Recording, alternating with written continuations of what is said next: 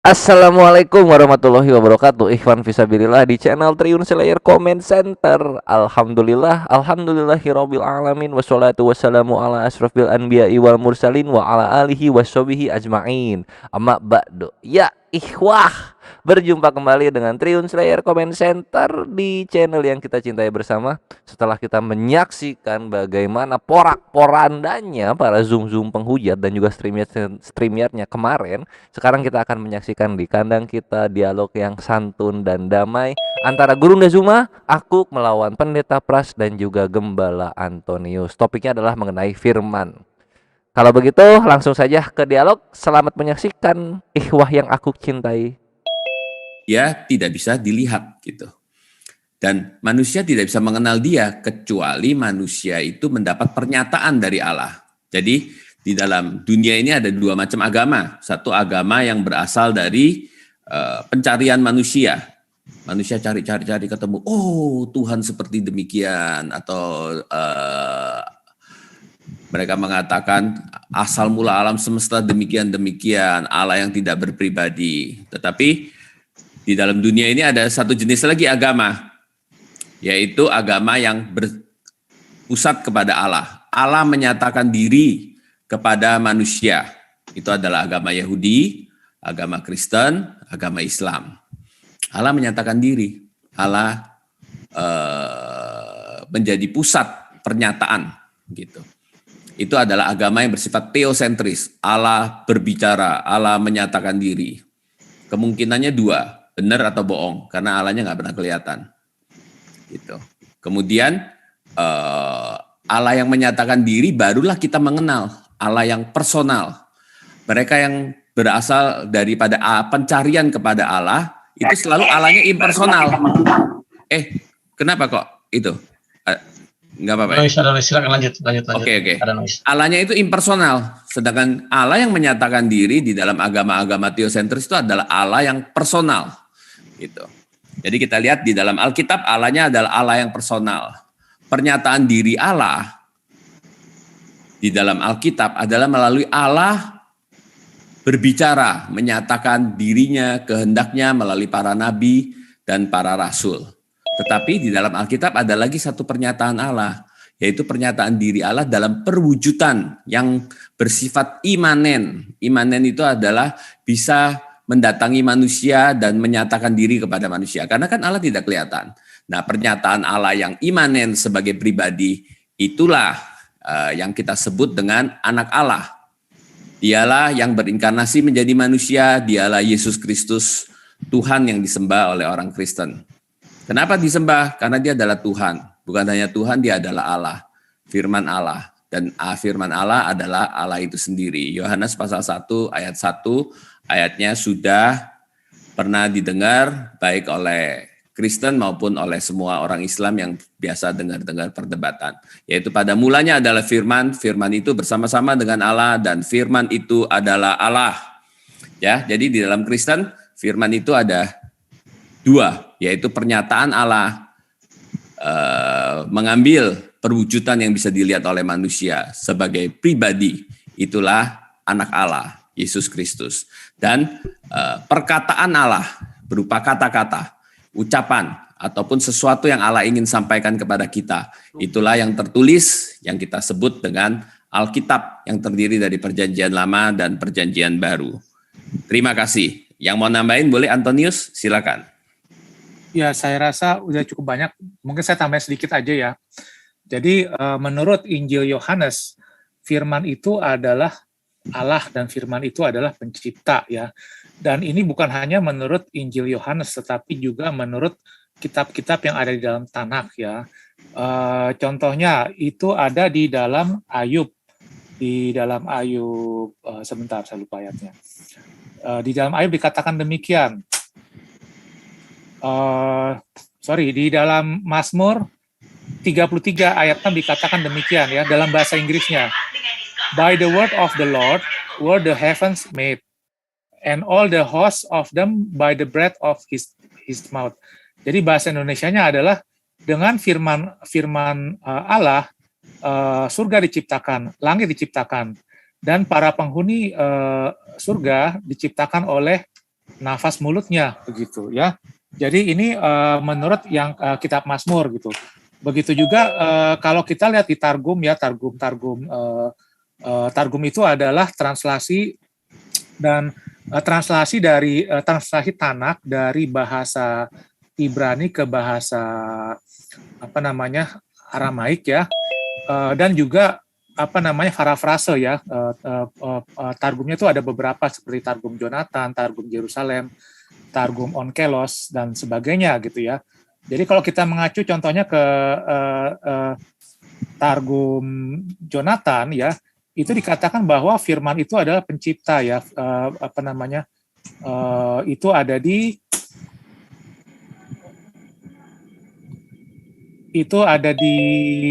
Targum Jonathan. Sebentar, saya lupa datanya.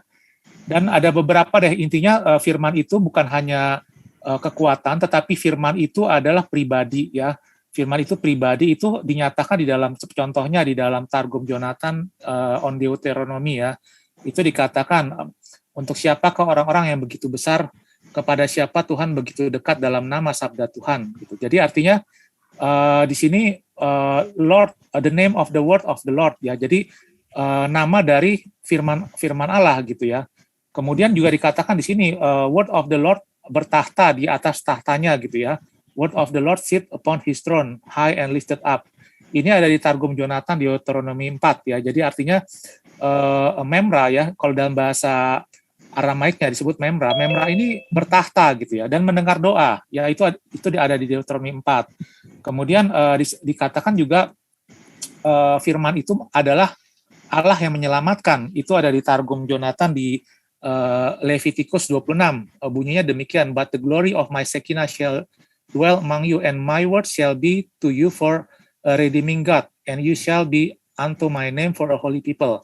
Artinya firmanku akan menjadi Allah yang menyelamatkan bagi engkau, begitu. Saya rasa sekian dulu tambahan dari saya. Oke, terima kasih Pak Pras dan Brother Antonius ya. Lumayan opening statement-nya. Jadi selanjutnya nanti setelah masing-masing opening statement nanti kita bikin timer ya, masing-masing 6 menit. Soalnya akan lebih, karena ini banyak partisipan, ada Pak Robert Wendur atau Pak Suara Malam, Pak Martin dan lain-lain. Saya rasa mereka juga mau mengajukan pertanyaan. Ini dialog ini akan berlangsung ke depan nih 1,5 jam maksimal sebelum partisipan boleh bertanya. Silakan dari pihak Muslim, Bang Gurunda Kanda saya, Bang Juma atau Bang Farhan yang mulai duluan, berikan sedikit prolog lah tentang firman. Silakan Gurunda, tafadhol. Baik, bismillahirrahmanirrahim. Assalamualaikum warahmatullahi wabarakatuh. Waalaikumsalam warahmatullahi wabarakatuh, Panglima kami. Lanjutkan. Semangat malam teman-teman Kristen ya, semoga kita semua dalam keadaan sehat. Alhamdulillah rabbil alamin. Wassalatu wassalamu ala asyrafil anbiya'i wal mursalin wa ala alihi wa sahbihi ajma'in, amma ba'd. Tema kita terkait dengan materi yang sering kali kita bahas ya. Malam ini kita lagi-lagi membahas tentang firman. Nah, poin kita di sini adalah berbicara atau membahas tentang sosok manusia yang kemudian dibahasakan di dalam iman Kristen. Pada mulanya adalah firman sesuai dengan apa yang ada di dalam Yohanes. Di dalam Al-Quran diterangkan bahwa inna mathala Isa indallah kamathali Adam. Jadi ada kesetaraan antara penciptaan Isa dengan Nabiullah Adam alaihissalam. Khalaqahu min turabin thumma qala lahu kun fayakun. Jadi kedua makhluk ini yang bukan ciptaan tapi ciptaan itu diciptakan dari unsur saripati tanah. Lalu kemudian berbicara mengenai firman. Firman di dalam konsep yang diimani oleh umat Islam itu ada beberapa hal. Firman di dalam bahasa yang digunakan oleh Al-Quran itu kalimat. Nah, kalimat ini di dalam Al-Quran bisa berupa doa taubat seperti yang diterangkan dalam surah Al-Baqarah ayat 37. Bismillahirrahmanirrahim. Fatalaqqa Adamu min rabbih kalimatin fataba alaih innahu huwat tawwabur rahim. Nah, di sini artinya firman dari Tuhan, artinya perkataan ya, atau kata-kata atau ucapan dari Tuhannya.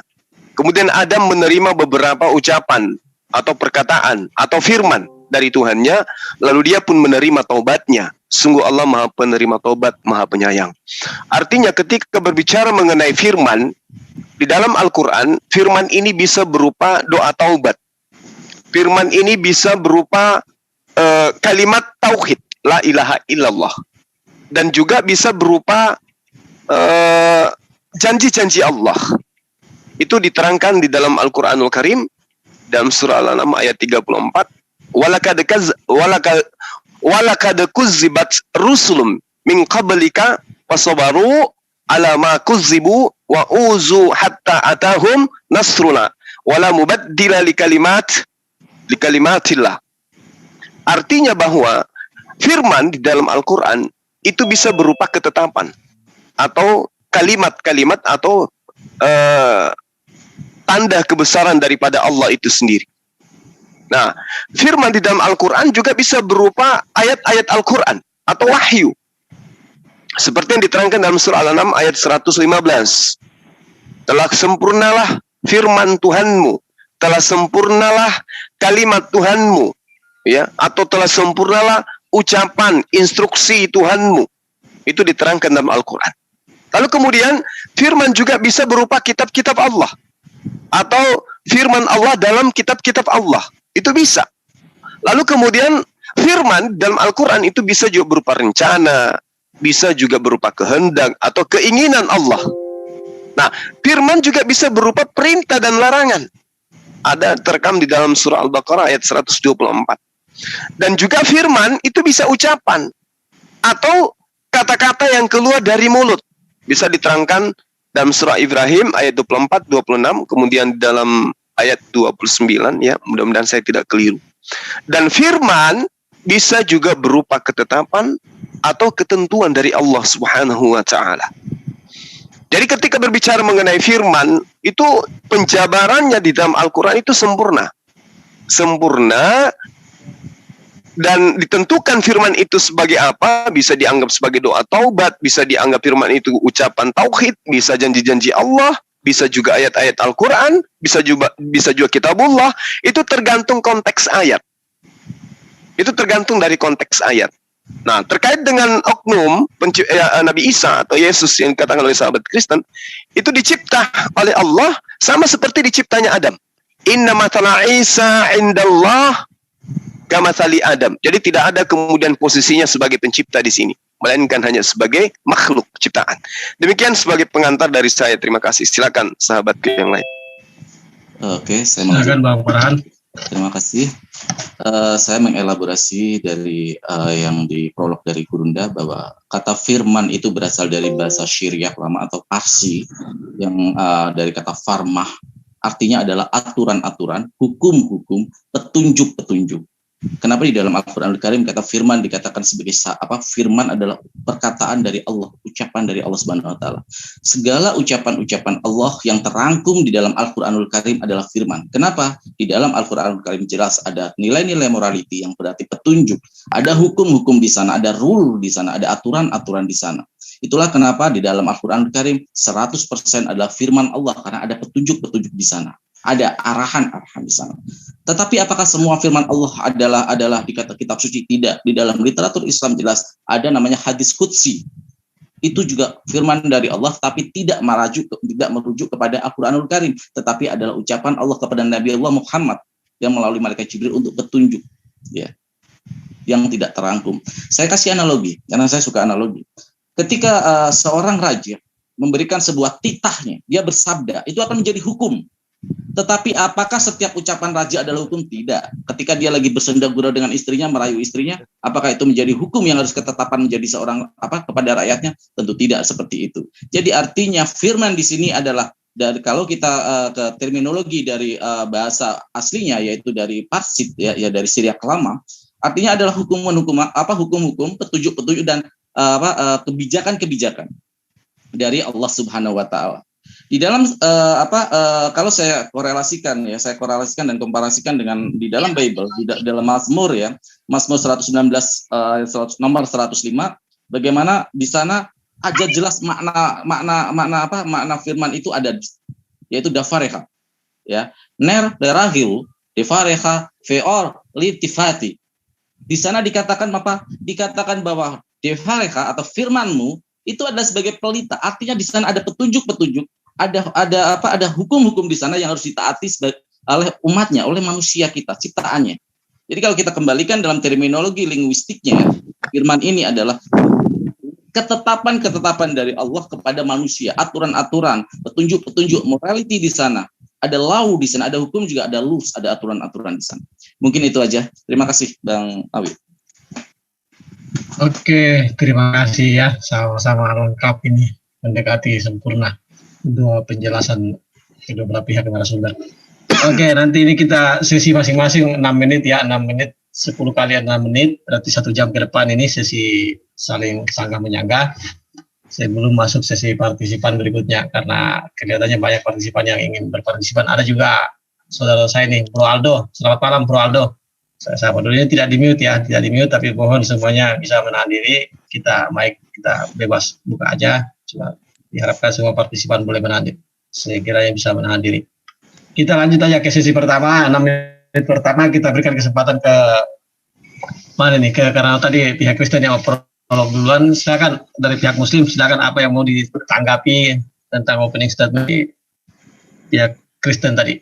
6 menit pertama sekalian langsung mengajukan pertanyaan.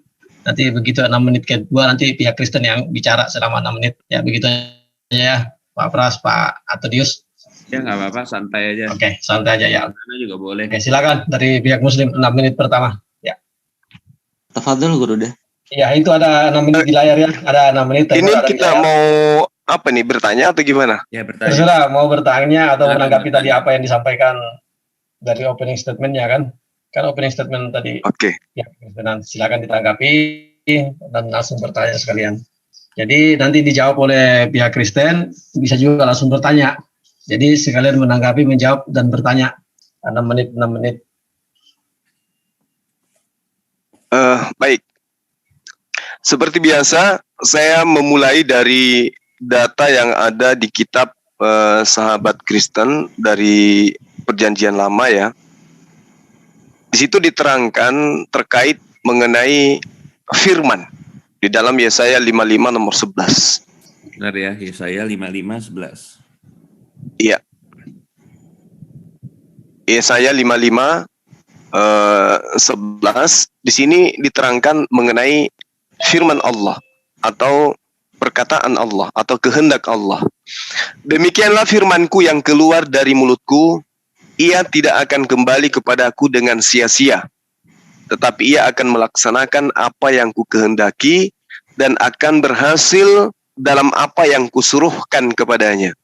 Yang saya langsung aja, saya ingin tahu dari teman-teman Kristen yang saya cintai ya, ketika data ini diterangkan bercerita tentang Tuhan mengemukakan dirinya tentang firman-Nya, posisi Yesus di sini di mana? Demikianlah firmanku yang keluar dari mulutku, ia tidak akan kembali kepadaku dengan sia-sia, tetapi ia akan melaksanakan apa yang kukehendaki dan akan berhasil dalam apa yang kusuruhkan kepadanya. Posisi Yesus di sini di mana? Kalau dia sudah ada, kalau Yesus itu bersama-sama ada dengan Allah, Yesus di mana di situ? Anak Marianya di mana? Kemudian kalau dia tidak ada, maka yang dinamakan Yesus adalah firman itu di mana di sini? Mungkin sahabat saya nangkap apa yang saya maksud. Silakan. Ya, Antonius kamu dulu. Oke. Ya, Kalau begitu langsung dilempar ya. Silakan. Masih ada waktu 4 menit. Silakan Bang Farhan. Ini 4 menit. Kita masing-masing punya waktu 6 menit. Muslim 6 menit, Kristen 6 menit. Jadi bisa dimanfaatkan waktunya menyanggah dan bertanya. Silakan Bang Farhan, masih ada 4 menit. Dicatat aja dulu tadi ya. Silakan Bang Farhan. Tadi saya mendengar prolog dari saudara kita Kristen, dikatakan firman di sana langsung merujuk kepada Yesus. Nah, di sini saya ingin mengetahui perbedaan firman sebagai Yesus dan apa ucapan dari Bapa kepada Yesus. Seperti di dalam Matius 3 ayat 17, inilah anakku yang kukasihi, kepadanya lah aku berkenan. Artinya saat itu Bapa jelas berkata kepada siapa? Kepada Yesus. Inilah anakku yang kukasihi, kepadanya lah aku berkenan. Kalau pemahaman apa yang diucapkan tadi prolog dari saudara Kristen tadi, bahwa firman adalah ucapan-ucapan dan sabda juga ya menurut mereka. Apakah mungkin sabda bersabda dengan sabda? Firman berkata pada firman. Itu yang pengen saya elaborasi di sana, penjelasan apa perbedaan firman saat itu diucapkan. Ya, karena jelas Yesus ketika sudah menjelma atau sudah inkarnasi menjadi manusia di sini, dia juga menerima perintah-perintah. Segala yang ucapan dari diriku bukan dari diriku sendiri melainkan dari Bapa. Artinya ada di sepanjang perjalanan hidup dari Yesus ini, ada dia menerima firman-firman itu. Nah, kalau firman itu adalah Yesus itu sendiri, saya merujuk kepada KBBI, ada ambigu di sana, ada sebuah SP kalau menurut saya, sesat pikir ketika menarasikan firman adalah Yesus, tapi Yesus masih menerima firman juga. Bukankah Yesus juga dari firman Allah? Firman Bapa, ucapan Bapa ketika kepada Maria, kepada wanita suci bernama Maria. Itu kan ucapan, ditiupkan ruh, perintah. Nah, ketika dia di dalam Matius 3 ayat 17, inilah anakku yang kukasihi, kepadanya lah aku berkenan. Kan dia sedang berfirman juga. Nah, pikiran liar saya berkata, apa mungkin firman berkata kepada firman? Saya kasih analogi seperti ketika kita megang HP ya. Pada mulanya adalah tulisan SMS. SMS saya kirim kepada teman saya. Teman saya kemudian menjawab SMS saya. Kalau SMS itu adalah firman, kita analogikan adalah firman. Apa mungkin SMS ini berkirim kepada SMS juga? Berarti tidak ada di sana, tidak ada subjek. Hukum KBBI, kaidah KBBI, SPOK, subjek predikat objek keterangan dalam kalimat itu tidak terpenuhi. Karena perkataan berkata kepada perkataan, firman berkata kepada firman. Nah, yang saya mau elaborasi di sini, apa yang bisa membedakan firman ketika menjelma menjadi Yesus, berinkarnasi, dan firman ketika Yesus di bumi ini menerima firman kembali, menerima perintah kembali dari Bapa, yang artinya ada firman berkata kepada firman juga. Itu, terima kasih. Oke, terima kasih Bang Farhan. Jadi tadi Yesaya 54 ayat 11 dengan Matiin tuh, matiin tuh itunya. Matiin timer. Di reset timernya ke 6 menit. Jadi ada jawab 6 menit, sekaligus nanti mengajukan pertanyaan. Pak Pras. Antonius, silakan. Ya, saya jawab yang Pak ini aja ya, Pak Zuma dulu ya. Ya. Jadi pertanyaannya di mana saat itu firman itu berada. Nah, firman itu berada bersama-sama dengan Bapa. Ya, itu sesuai dengan apa yang disampaikan di dalam Injil Yohanes 1 ayat 1 sampai 3. Yang dikatakan adalah pada mulanya adalah firman. Firman itu adalah bersama-sama dengan Allah dan firman itu adalah Allah. Gitu. Jadi artinya firman ini adalah suatu hipostatik ya. Kita sebutnya istilahnya hipostatik. Salah satu dari pribadi Allah yang esa. Jadi firman sama Bapa sama Roh Kudus itu tidak dapat dipisahkan, dibedakan, tapi tidak dapat dipisahkan. Jadi kalau tanya di mana dia berada, dia selalu berada bersama-sama dengan Bapa begitu. Jadi seperti itu. Nah, firman itu adalah seperti yang tadi saya sebut ya, itu pribadi dari Allah. Jadi bukan hanya firman yang dimaksud ini bukan hanya sekedar perkataan Allah, tetapi juga pribadi dari Allah ya, dan image dari Allah itu sendiri begitu. Jadi firman itu seperti yang dikatakan di dalam kitab suci, baik dalam Yohanes maupun di dalam Tanakh, itu pencipta. Jadi dia mencipta, ya. Jadi dia mencipta. Terus dia juga dia juga diutus oleh Bapa, dia juga diutus oleh Hashem gitu ya. Jadi di sini contohnya ya, tadi saya sudah sebut selain di kitab Mazmur yang tadi saya bacakan, oleh firman-Nya langit diciptakan. Nah, saya coba bacakan juga ya yang di Yerusalem Targum di Bereshit 1 ayat 27 dikatakan demikian dalam bahasa Inggrisnya ya. Jadi ini terjemahan dari Targum yang berbahasa Aramaik ke bahasa Inggris, dikatakan demikian. So God created man, and the word dalam kurung memra ya, memra of the Lord created man in his likeness. In the likeness of the Lord created male and female created he them. Maksudnya begini, demikianlah firman the word of the Lord atau Memra ini menciptakan manusia sesuai dengan rupanya gitu. Dan di dalam keserupaan dengan Tuhan menciptakan laki-laki dan perempuan begitu. Nah, jadi di sini adalah pencipta jelas ya. Kemudian juga Memra itu juga dinyatakan seperti mediator ya, penghubung antara Hashem dengan ciptaannya, dengan makhluk.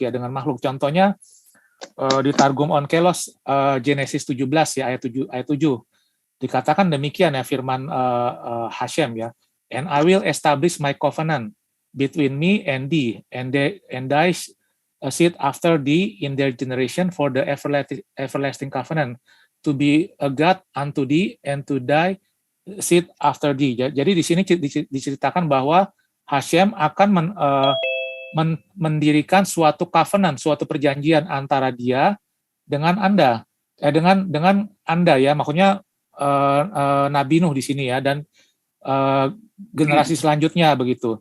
Nah, kalau di Targum Onkelos itu jelas dikatakan covenant antara Memra dengan Nuh dan ciptaannya begitu. Jadi di sini jelas firman itu adalah personae gitu ya, personae ya, menurut Alkitab ya. Oke, sebentar dari saya itu aja. Silakan Pak Pras. Ya, gini, kan tadi saya pertama udah bicara bahwa Allah mewahyukan diri, gitu ya. Tetapi kita lihat Allah mewahyukan diri kepada siapa? Kepada manusia. Yang digunakan bahasa apa? Bahasa manusia. Jadi Allah menyatakan diri dalam bahasa manusia, gitu ya. Di dalam bahasa manusia ini kata-kata yang dipakai adalah kata-kata di dalam bahasa manusia. Lalu yang dipakai katanya apa di dalam Alkitab itu? Yaitu logos. Logos itu apa sih? Perkataan, word. Word itu apa ya? Seperti kita ngomong ini, word gitu ya. Jadi di dalam Alkitab tuh kata word, logos itu bisa berarti kata-kata biasa. Seperti yang kamu tadi ngomong perintah Allah segala. Ya, iya, kalau Allah yang mengucapkan ya jadi perintah Allah. Jadi membicarakan perintah Allah, nasihat lah, aturan, petunjuk. Ya sama aja itu sebenarnya, nggak ada masalah. Karena memang artinya kata ya seperti itu. Tetapi di dalam Alkitab, Allah yang tidak kelihatan menyatakan diri. Pernyataan itu dia gunakan kata sang firman sebagai person. Karena perkataan Allah itu adalah sebuah realita gitu. Realita pernyataan Allah di dalam pribadi. Bahkan pada waktu Tuhan Yesus berkata, talitakum, bangkitlah. Anak itu langsung bangkit. Kenapa? Karena perkataannya itu adalah kuasanya, dirinya yang memiliki kuasa untuk membangkitkan orang mati. Jadi kita lihat ada kondisi seperti itu. Jadi Allah dan perkataannya dan pernyataan dirinya itu juga adalah ditulis sebagai sang firman, sebagai pernyataan. Perkataannya yang sebagai kata-kata, yaitulah firman yang tertulis ataupun yang dikatakan oleh Allah kepada Nabi dalam bahasa manusia. Jadi kedua-duanya nggak ada masalah. Jadi pertanyaannya siapa? Farhan nggak ada masalah. Sang firman, Tuhan berfirman kepada berkata-kata kepada sang firman, yaitu pernyataan dirinya, yaitu kepada anak Allah, gitu loh. Ya, silakan. Oke, terima kasih. 6 menit selesai ya. Silakan dari pihak Muslim. Ya, baik. Gimana? Gimana, boleh? Ya, silakan. Boleh. Ya. Terima kasih atas paparan sahabat-sahabat. Di sesi pertama tadi saya bertanya terkait dengan Yesaya 55:11, di mana objek pertanyaan saya itu kena terhadap Yesus yang dikatakan sebagai firman. Yesaya 55:11 itu nyata bagi kita bahwa Tuhan menyatakan ketika Dia berkehendak, maka Dia berfirman. Itu pernyataan Allah. Di dalam kitab yang sahabat kita imani, diterangkan di sana ketika Tuhan menghendak, ya, menciptakan atau menghendaki sesuatu, maka sesuatu itu tercipta atau diadakan atau dijadikan itu melalui perantaraan firman yang keluar dari mulutnya. Demikianlah firmanku yang keluar dari mulutku. Jadi firman itu keluar dari mulut. Apa yang kemudian Allah inginkan, Tuhan inginkan, itu tidak akan kembali dengan sia-sia. Nah, yang jadi pertanyaan saya, ketika Tuhan ini berfirman, menginginkan sesuatu, Yesus di situ posisinya di mana? Apakah sudah ada atau belum ada? Tadi sahabat mengatakan, firman itu mencipta. Kalau firman mencipta, lalu kemudian Yesus pada saat Yesaya ini diterangkan oleh Tuhan itu sendiri, ketika dia berfirman, maka keluar dari mulutnya, dan di situ tidak ada Yesus anak Maria, berarti pernyataan sahabat kita, firman mencipta, itu berarti firman menciptakan manusia, Yesus. Sehingga dikatakan, firman itu telah menjadi manusia. Nah, kalau dikatakan firman telah menjadi manusia, benar, berarti firman mencipta. Nah, firman menjadi manusia berarti firman menciptakan manusia. Nah, tolong kebingungan saya ini kemudian diurai, karena ini adalah materi yang sudah sering kita kaji. Saya mau poin ini aja dulu.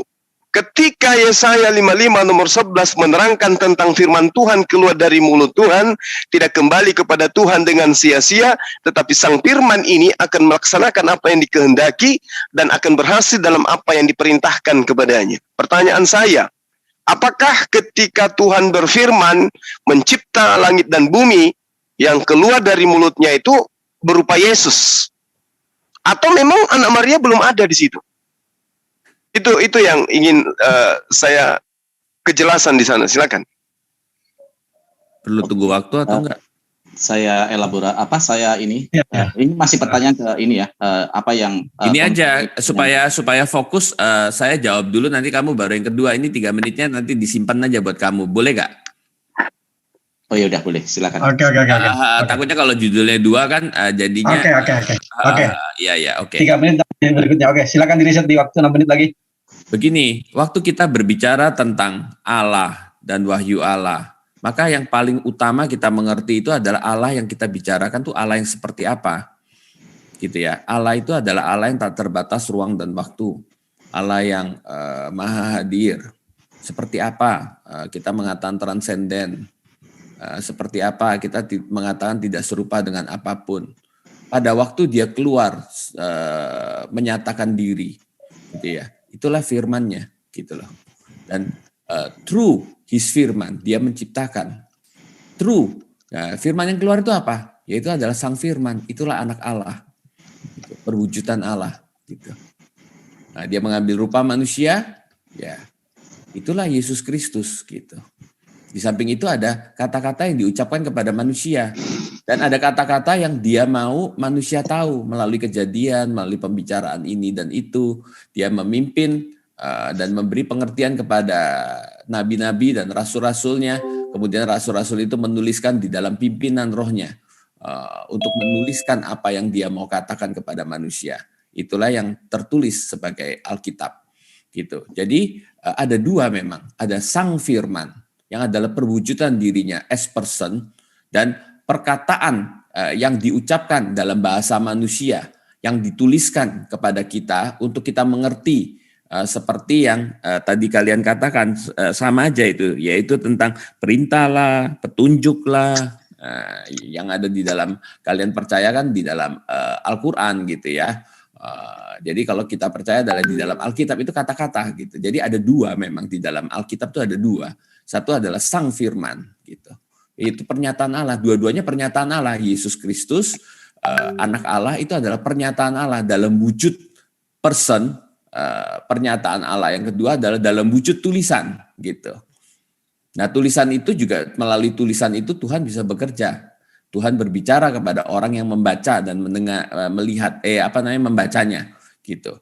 Dan kalau beriman kepada apa yang dikatakan, maka itu akan terwujud karena perkataan di dalam Alkitab itu adalah perkataan Allah. Perkataan Allah itu yang sejatinya adalah roh dan kehidupan, gitu. Jadi kalau percaya, makanya kenapa bisa mendapatkan gitu? Karena perkataan Allah di dalam Alkitab pun itu adalah karena Allah yang utarakan, Allah yang menyatakannya. Jadi perkataan itu mengandung realita, mengandung janji. Jadi perkataan yang mengandung janji itu bisa terwujud dan perkataan itu adalah nasihat. Sehingga pada waktu kita baca, kita datang di hadapan Tuhan, perkataan itu bisa menjadi terang seperti yang tadi dikatakan yang sudah dikutip oleh siapa? Farhan. Ya, silakan Antonius. 3 menit ya, sama-sama 3 menit ya. Oke, 3 menit. Oke. Ya, sekarang Farhan atau itu balik atau gimana? Terserah. Silakan. Saya Bang cuma Farhan nambahin dulu. dikit aja Tiga sih, menit. cuma Saya nambahin kasih sedikit dulu. boleh. Saya Sebentar, elaborasi. Bapak Haru. Ya, Karena gini, ada pertanyaan sabar dari Bang Antonius, sabar. Ya, biar tidak tipa waktunya, biar Bang Farhan dulu 3 menit. Waktunya nanti baru Bang Antonius 3 menit. Ya, Ya, oke. silakan. Isi pada silakan. Waktunya jangan dijalankan dulu, saya mau share screen. Mari kita elaborasi secara logika dari apa firman Tuhan ya, yang di dalam Bible Anda sendiri. Di dalam Yohanes 17 ayat 8, sebentar saya share screen. Agak lambat sebentar. Oke. Sebentar. Sudah muncul? Muncul. Nah, di dalam Yohanes 17 ayat 8 jelas dikatakan, sebab segala firman yang engkau sampaikan kepadaku, ingat, sampaikan kepadaku. Kalau merujuk kepadaku di sini adalah Yesus, berarti adalah materi di sana. Sudah daging, bukan sesuatu yang abstrak lagi. Ya, ingat, underline kata-kata saya, berarti ku di sini adalah Yesus yang sebagai materi, bukan sesuatu yang abstrak lagi, karena sudah menjadi daging. Sebab segala firman yang engkau sampaikan kepadaku telah kusampaikan kepada mereka dan mereka telah menerimanya. Apakah mungkin firman di sini yang sebagai materi menerima firman lagi dan disampaikan? Artinya ada di sana ada ada perantara di sana untuk menyampaikan firman itu melalui Yesus. Nah, kalau ada firman yang dikatakan sang tadi, ada kata sang tadi, berarti sang ini adalah segala sesuatu firman itu berasal. Artinya terjadi sebuah ambigu di sini, ambigu yang sangat luar biasa menurut saya. Karena apa? Sang itu ternyata tidak bisa merujuk kepada sang dia sendiri, yaitu firman itu sendiri. Karena jelas di sini sebab segala firman yang engkau sampaikan kepadaku telah kusampaikan kepada mereka dan mereka telah menerimanya. Artinya Yesus di sini sebagai penghantar. Ya, sebagai penghantar, perantara dari firman yang ada dari Bapa kepada Yesus. Nah, kalau di sini kita korelasikan dengan logika, kalau seandainya mau berbesar hati sedikit menerima bahwa Yesus ini adalah sebagai utusan adalah menerima segala perintah.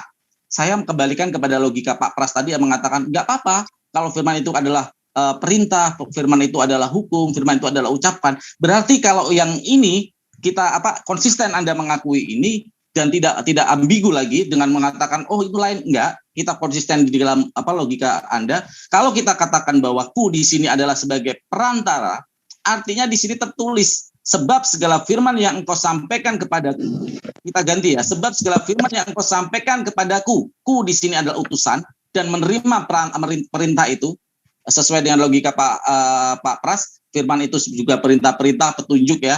Telah kusampaikan kepada mereka. Jadi perintah yang disampaikan kepada Bapa kepada sesuatu yang sudah menjadi sesuatu materi, bukan abstrak lagi, disampaikan kepada yang materi juga, kepada umatnya. Bukankah ini malah lebih logis? Bahwa firman di sana merujuk bukan kepada firman lagi, tetapi kepada Yesus sebagai sesuatu yang sudah berbentuk materi. Artinya sesuatu yang berbentuk materi ini bukan dari sang, tetapi sang yang firman itu bukan Yesus, tetapi dari Bapa itu sendiri.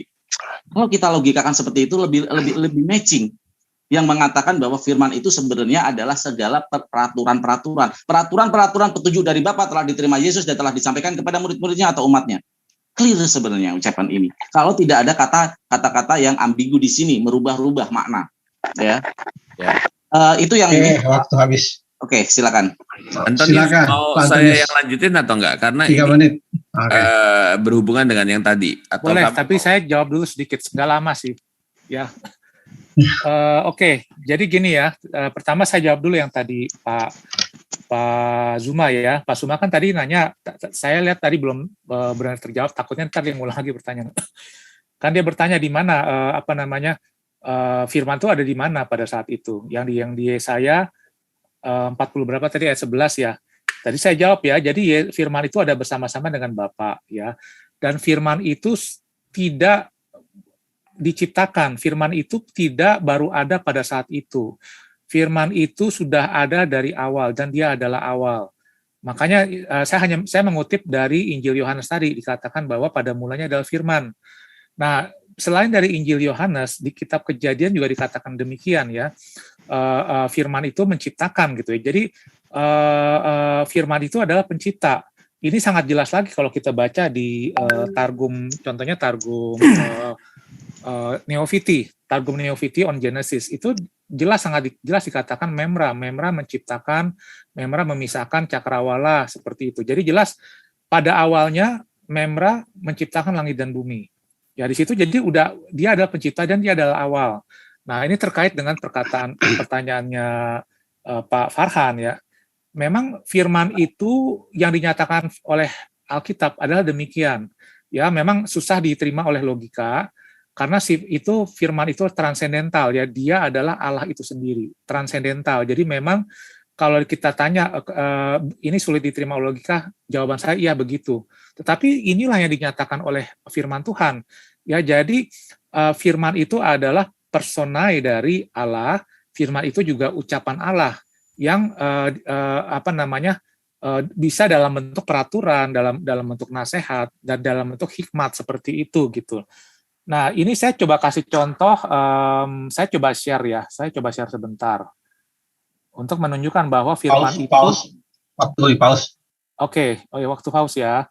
Firman itu juga ada persona ya seperti ini. Saya kasih contoh yang ada di Targum. Ya, ini Targum Yerusalem di Genesis 3. Ya, dikatakan demikian nih. Oh, sudah tampil belum di layar? Tunggu, matiin dulu.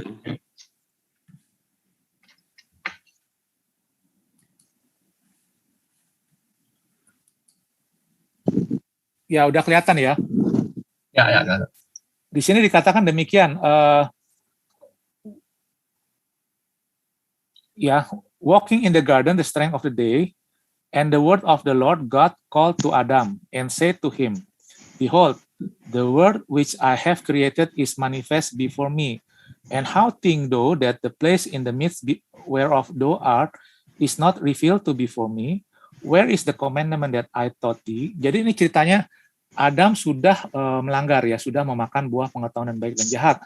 Dan Adam mendengar suara. Kalau kita baca di kitab Kejadian, Adam mendengar suara Allah berjalan. Ya, kemudian Adam takut ya, bersembunyi, dan Tuhan bicara seperti ini. Tetapi di Targum Yerusalem Genesis 3 di sini jelas dikatakan yang berjalan di dalam teriknya matahari itu di siang hari itu adalah the word of the Lord, ya Memra ini, dan memanggil Adam. Ya, jadi kalau sebentar sedikit lagi Pak, sedikit lagi ya. Oke, lanjut. Yang memanggil ini adalah firman word of the Lord, memanggil Adam. Yang berkata-kata kepada Adam adalah Memra ya, Memra. Jadi Memra ini person ya. Jadi ini yang menjawab pertanyaan Pak Farhan. Kok firman itu berkata-kata ya, firman itu juga berfirman. Ya, jadi seperti itu. Memang firman itu personae daripada Allah dan dia juga berkata-kata seperti itu. Nah, kemudian nanti ada juga di di satu lagi ya, di Targum bahwa firman itu adalah utusan ya. Jadi Hashem itu mengutus Memra untuk berada di tengah-tengah kerubium di atas tabut Allah. Jadi di situ Memra itu seperti diutus oleh Hashem. Ya, jadi pengertian utusan itu tidak berarti manusia atau nabi, tetapi memang dia diutus seperti itu. Dan ini menjawab bahwa Yesus itu sebagai Memra, dia diutus oleh Bapa. Artinya diutus di sini bukanlah sebagai pengertian bahwa dia hanyalah manusia terbatas, bukan. Tetapi memang Memra itu dalam menjalankan karya keselamatannya, dia adalah melakukan fungsionalitas diutus oleh Bapa. Begitu. Oke, silakan Pak Pras. Enggak, udah cukup. Waktunya udah cukup. Oke, udah kelebihan nggak mau dikasih sama mereka. Ya, terima kasih. Ya. Bang Kores, monitor mungkin Bang Kores. Oh, tidak ya. Oke, kita lanjut. Silakan Bang Kanda ditanggapi. Ya. Baik. Jadi sahabat saya, ini sesi yang ketiga ya. Saya mohon maaf saya harus mengatakan belum menemukan jawaban tentang apa yang saya pertanyakan. Kalau yang sahabat terangkan itu juga kami mengenal. kalam Allah atau kalamullah yang berdiri pada esensi atau pada zat Allah, pada diri Allah, hakikat Allah, itu bukan makhluk. Dia bukan huruf, dia bukan suara. Itu kalam, itu sifat kalam.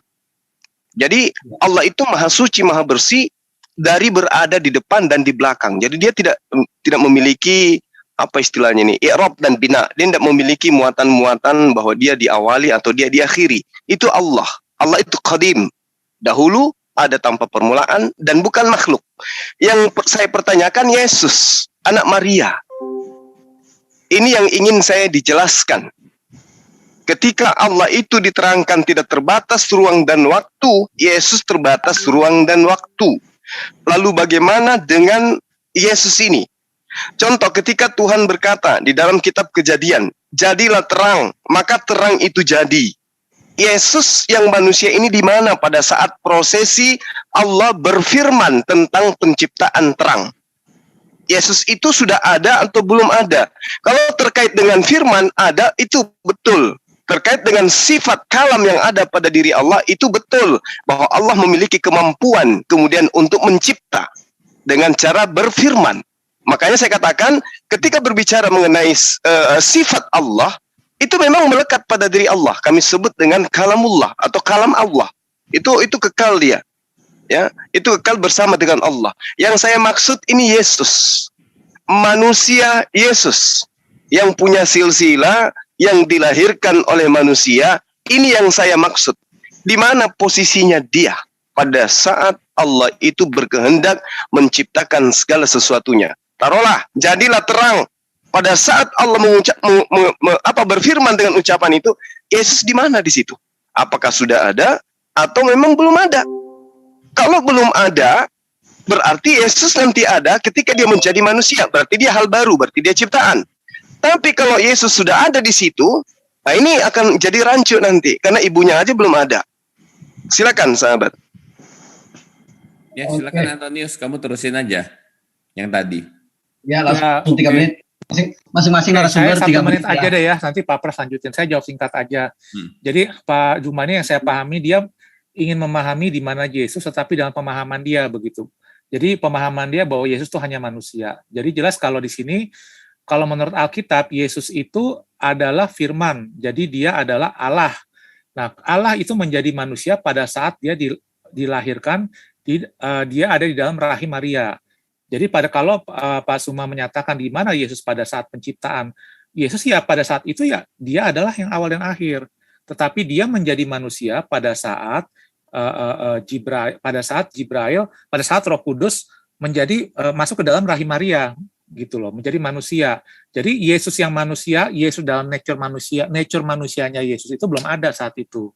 Ya, nature manusia Yesus itu baru ada pada saat Maria hamil. Ya, seperti itu. Sebelum Maria hamil, nature manusia Yesus tidak ada, tetapi Yesus sebagai firman itu sudah ada, ya. Dia adalah kekal. Dia tidak dibatasi oleh waktu, ya. Jadi dia adalah yang awal dan akhir. Ya, silakan Pak Pras. Ya, jadi dari awal itu selalu adalah firman, sang firman itu ada. Pada waktu Allah berfirman, ya sang firman itu yang melakukan semuanya itu.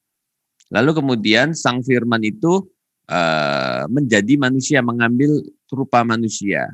Gitu. Jadi mengambil rupa manusia menjadi sama dengan manusia, tetap dia adalah firman. Jadi di dalam dia itu adalah Allah sejati, manusia sejati. Jadi ada dua kodrat, dua natur di dalam diri satu pribadi Yesus Kristus itu. Tapi dia menempuh hidup manusia. Pada waktu dia berkata, before Abraham was I am itu adalah untuk Allah doang gitu. Jadi dia ada saat itu dan ada pada saat yang bersamaan sebelum Abraham ada, menunjukkan bahwa dia tidak dibatasi oleh ruang dan waktu. Kenapa bisa begitu? Karena dia adalah Allah itu sendiri. Jadi dia adalah manusia sekaligus Allah pada saat yang bersamaan, dan itu memang beda dengan kalian. Itu yang kalian nggak terima gitu. Jadi siapakah Yesus? Dia adalah manusia juga adalah Allah gitu loh. Jadi nggak ada masalah buat kita. Ya silakan. Oke, silakan pihak Muslim. Oke, Bang Farah.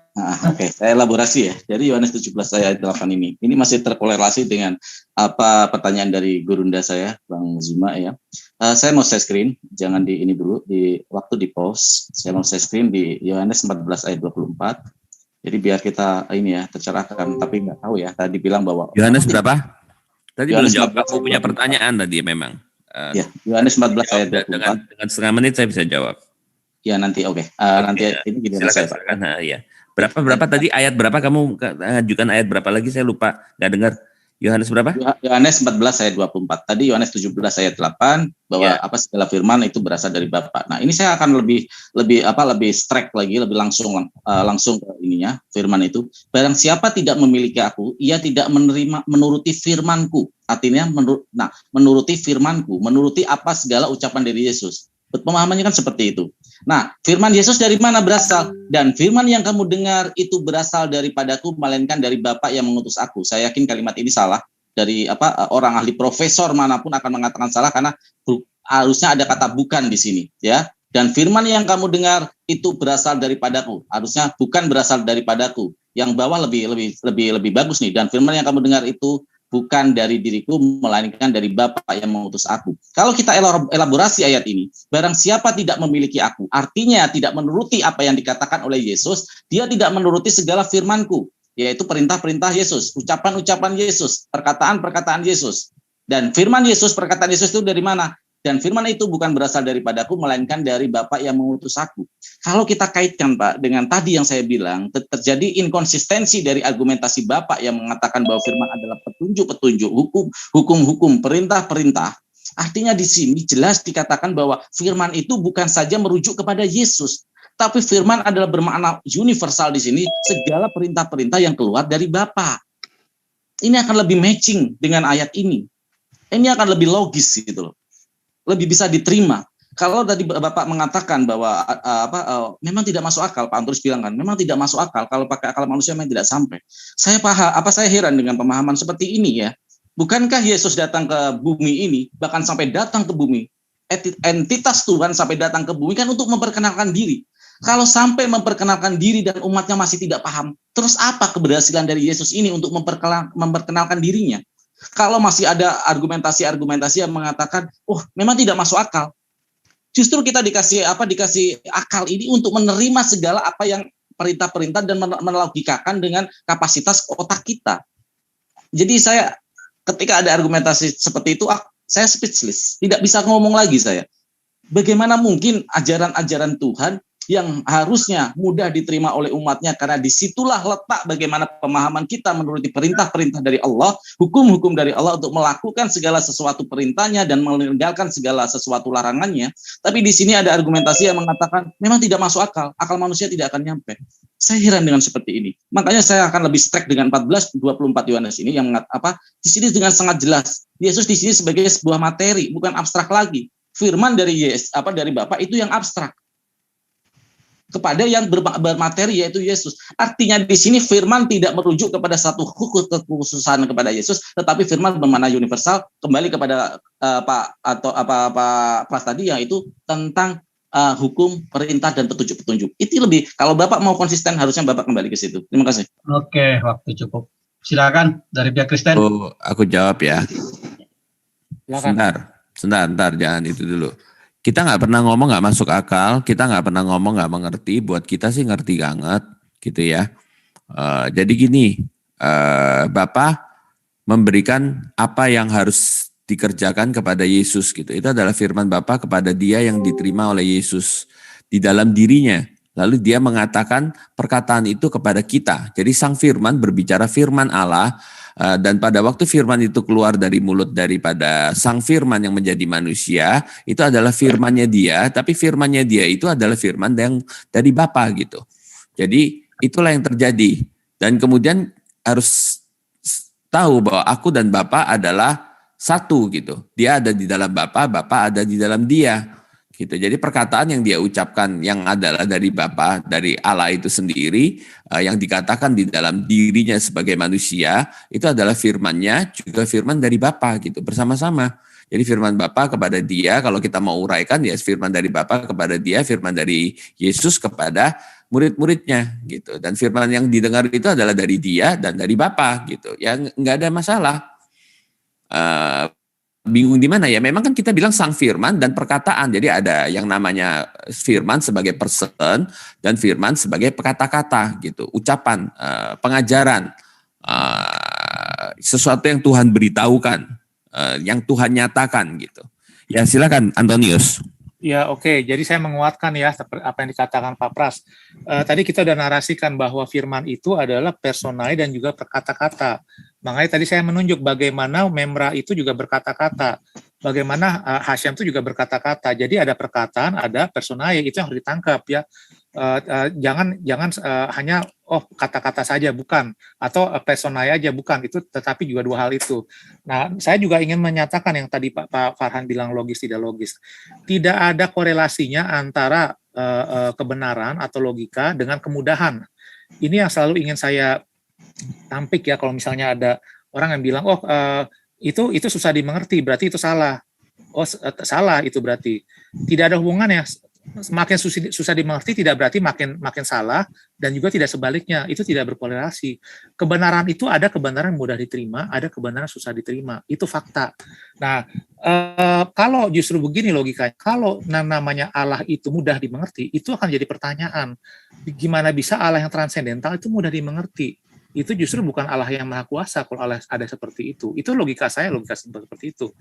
Nah, jadi tujuan Tuhan itu datang bukan untuk memperkenalkan sehingga manusia mengerti seluk-beluk Allah, bukan. Jadi kalau Anda memahami itu bukan, itu tidak alkitabiah ya. Jadi jelas di sini bukan tujuan Yesus supaya kita mengerti seluk-beluk Allah, tetapi Yesus datang untuk memperkenalkan keselamatan, jalan keselamatan Dia. Dia memperkenalkan juga Allah, tetapi memperkenalkan sebatas yang manusia bisa terima. Itu aja begitu. Nah, hal-hal lain yang jauh susah diterima oleh manusia itu tidak dinyatakan semuanya gitu. Tidak semua tentang Allah dinyatakan. Makanya itu adalah saya katakan itu adalah transendental, sesuatu yang di luar kemampuan manusia memahami. Terima kasih. Oke, jadi kita rubah. Oke, waktu cukup 30 menit lagi, kita rubah polanya ya, dibikin timer 15 menit aja, Bang MDM. Dibikin timer 15 menit. Jadi 15 menit pertama ini pihak Kristen yang bertanya ke Muslim. Pokoknya pihak Kristen 15 menit ini bertanya ke Muslim. Nanti 15 menit berikutnya pihak Muslim yang bertanya ke Kristen. Narasumbernya ini ya. Begitu ya, boleh ya, enggak apa-apa ya, biar lebih kena poinnya kayaknya. Kepada kedua narasumber gak masalah ya. Jadi 15 menit pertama ini pihak Kristen dulu yang bertanya ke Muslim. Nanti berikutnya lagi 15 menit pihak Muslim yang bertanya ke Kristen. Boleh ya Pak Pras, Pak Antonius? Ya, saya ikut aja. Iya, silakan. Biar tadi kan siapa namanya itu? Ini. Silakan, pihak Kristen bertanya aja terus ke Muslim. Muslim menjawab aja tugasnya ini. Silakan. Mulai 15 menit. Silakan Pak Pras, Pak Antonius. Pak Pras dulu deh, silakan Pak Pras. Ya, gue nggak ngerti. Kamu yang tanya aja. Kamu tanya aja. Silakan ditanyakan apa itu ke Muslim. Ya, jadi pertanyaan saya, firman di dalam menurut Islam itu adalah ciptaan atau bukan ciptaan begitu? Itu aja sebentar, simpel aja sih pertanyaan saya. Silakan. Gurunda, Kanda atau Bang Farhan? Tafadhol Guruda. Baik. Terima kasih atas pertanyaan sahabat saya ya. Jadi kalau misalnya Anda bertanya firman, ya, maka saya akan kembali mengacu kepada apa yang saya terangkan di awal. Firman itu adalah kalimat. Nah, kalau yang melekat pada diri Allah itu disebut kalam. Yang melekat pada diri Allah itu kalam. Contoh gini.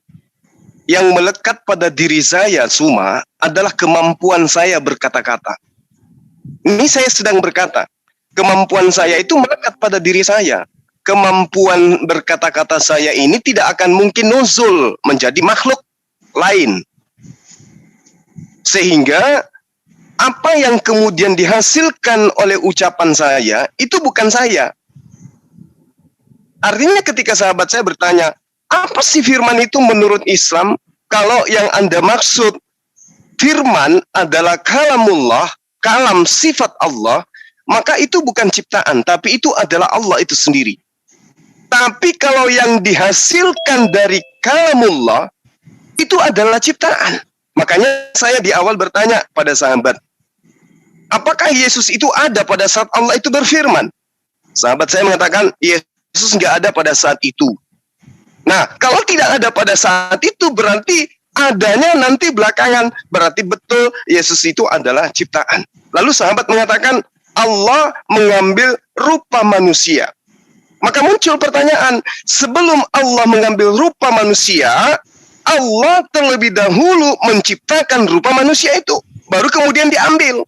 Bukan rupa manusianya benar-benar sudah ada dari sejak semula bersama dengan Allah. Tetapi rupa manusianya belum ada. Nanti di Lukas, Allah datang memerintahkan malaikat Gabriel untuk menyampaikan firman-Nya, kehendaknya, kalamnya kepada Maria bahwa dia akan hamil, barulah kemudian rupa manusia itu ada. Berarti rupa manusia ini ciptaan. Allah mengambil rupa manusia. Sebelum mengambil rupa manusianya belum ada. Maka rupa Yesus agar ada, maka Allah menciptakan rupa manusia Yesus ini. Artinya, Yesus adalah ciptaan. Terkait dengan kalam, saya katakan kepada sahabat saya, yang dimaksud kalam ketika dia sifat, maka itu adalah esensi yang berdiri bersama dengan Allah. Sama seperti saya, kemampuan saya berbicara saat ini adalah kemampuan yang melekat pada diri saya. Tidak akan pernah bisa keluar daripada diri saya. Karena itu adalah bagian diri saya, itu adalah sifat. Tetapi ketika kemampuan saya berkata-kata ini mengatakan, saya mau hari ini teman-teman semua membuat sebuah rumah tipe 36. Itu berasal dari sifat saya berkata-kata. Apa yang terjadi kemudian karena saya berkuasa, mohon maaf, saya berkuasa terhadap sesuatu, maka staf saya kemudian membangun rumah. Maka rumah ini pada mulanya adalah firman atau perkataan saya.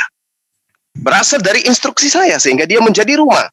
Nah, makanya ketika saya tanya, apakah Yesus pada saat itu ada? Anda mengatakan belum ada. Apakah pada saat saya berkata saya mau? Oke, silakan. Gini, kalau kamu jelasin kita punya kan kita orang jadi jawab gitu. Ya.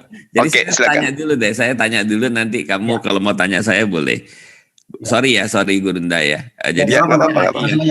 aku mau tanya di Laut Mahfuz, kemudian pada kata-kata Allah, kemudian jadi kan kamu mengatakan tadi kan kalam melekat kalam adalah melekat pada Allah itu tidak diciptakan, tapi yang sudah dikatakan Allah itu kan kata-kata gitu kan ya. Itu adalah ciptaan. Lalu kemudian yang ada di Laut Mahfuz itu apa sih, gimana sih? Saya nggak ngerti itu, coba dengar coba kalau dari kamu. Oke, dicatat dulu ya. Saya mau tanggapin dulu nih tadi jawaban Suma nih.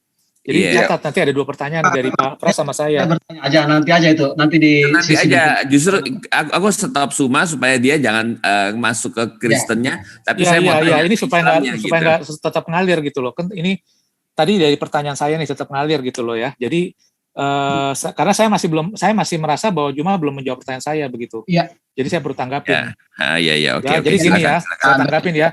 Pertama saya mau kasih tahu dulu. Anda bertanya aja dulu. Nanti di sesi berikutnya kalau Anda mau menanggapi. Iya. Tadi cuma ini ya salah tangkap ya apa yang saya ngomong ya. Saya nggak bilang Yesus diciptakan loh. Yesus sebagai manusia baru ada, tetapi Yesus itu sudah adalah Alfa dan Omega yang awal dan akhir ya, sebagai firman ya.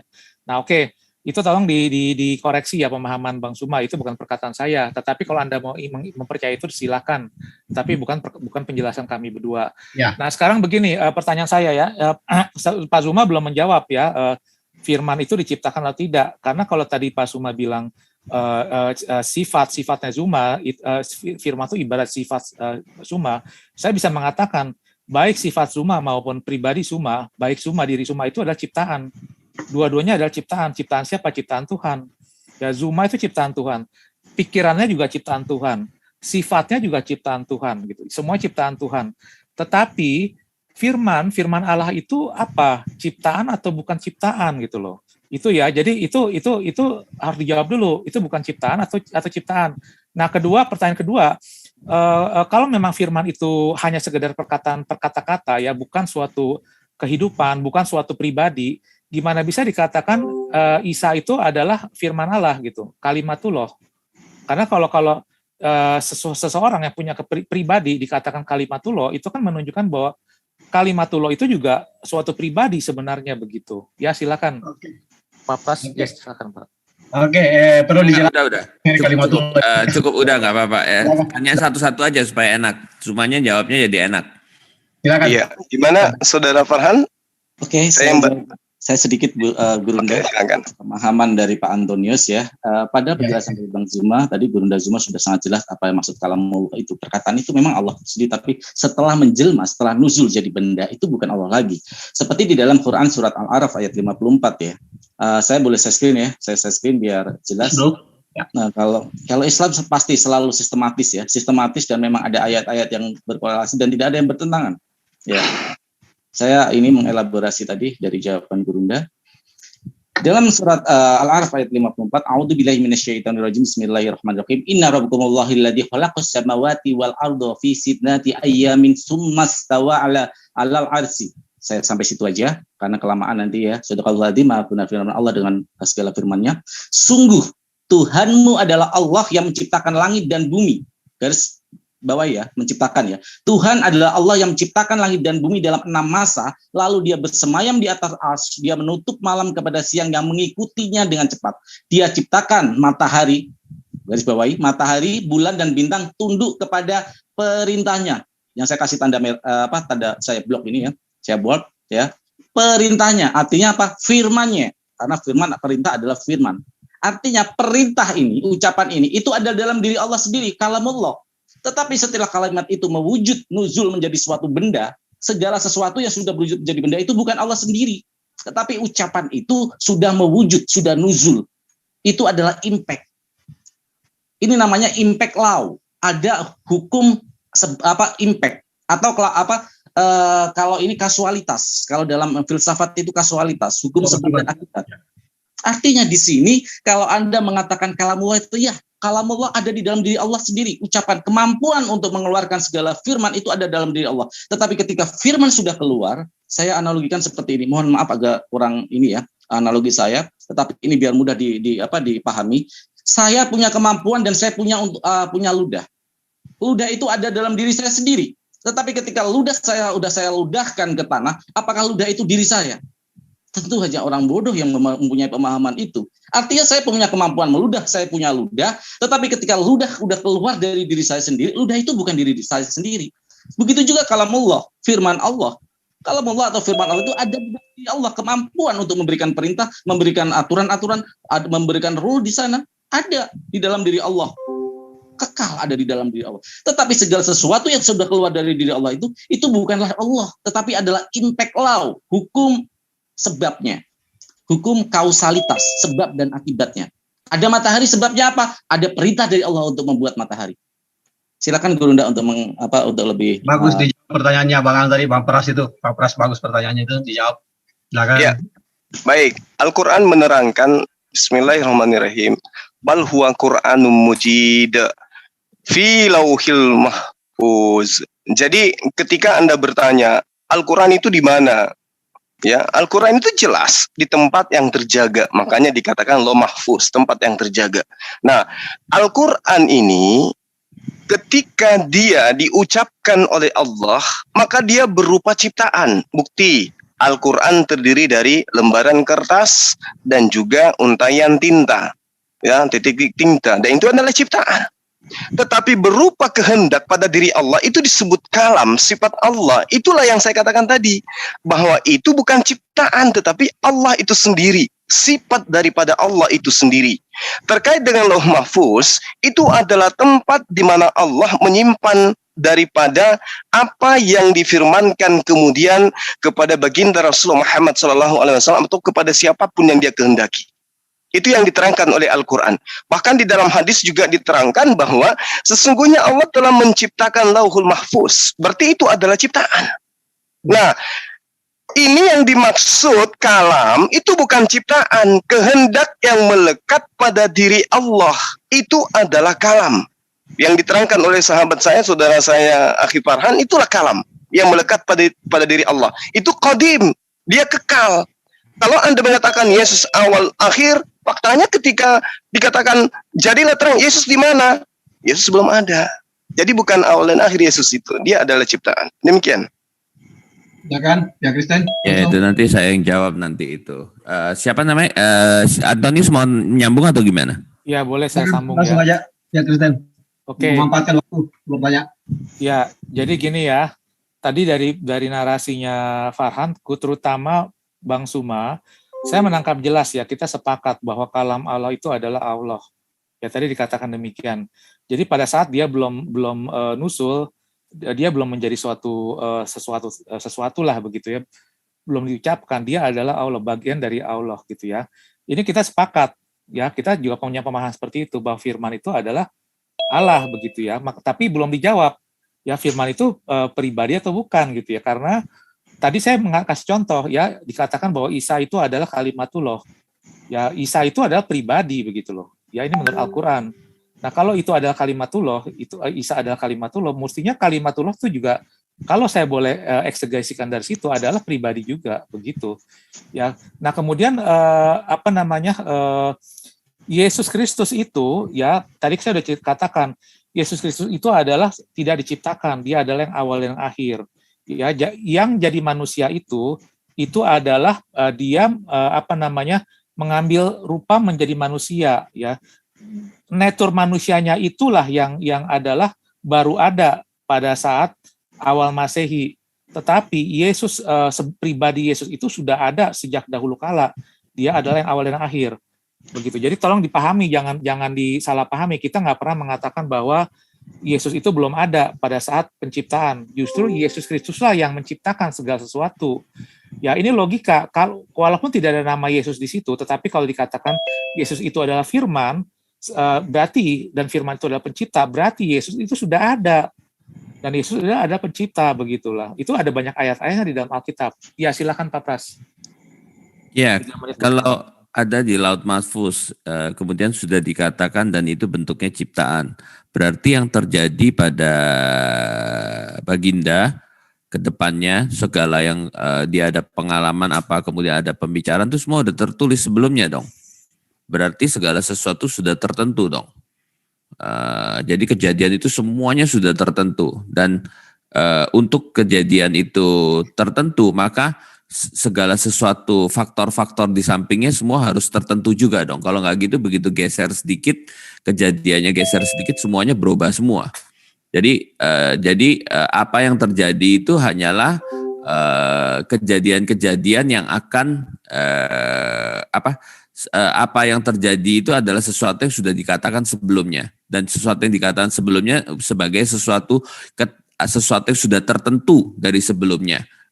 Yang harus terjadi ke depan gitu. Jadi semuanya tertentu semua gitu. Gimana itu? Coba silakan jelaskan. Ya, masih ada sisa sedikit saya ya. menjelaskannya. Saya waktunya singkat. Kamu pakai dulu ya. Masih ada 1-2 menit. Ya, jadi saya nggak. Jadi gini ya. Untuk bertanya Pak ya, bertanya aja. Iya. Jadi begini ya. Jadi apa yang tadi Pak Farhan bilang ludah itu nggak cocok ya dengan narasi kalam Allah ya, firman Allah. Firman itu tidak bisa kita ibaratkan bagian dari kita sebagai ludah begitu. Tapi lebih cocok seperti misalnya seperti hikmat gitu loh, hikmat atau jiwa kita. Lebih tepat arah itu dibanding dikatakan sebagai ludah begitu. Karena ludah itu kan ciptaan ya. Ya kira-kira seperti itu dah. Silakan. Silakan pihak Muslim dijawab sampai selesai. Oke, Akhi Farhan. Silakan Gurunda, tafadhol. Baik. Jadi segala sesuatu itu memang sudah ditentukan oleh Allah. Itu udah pasti itu.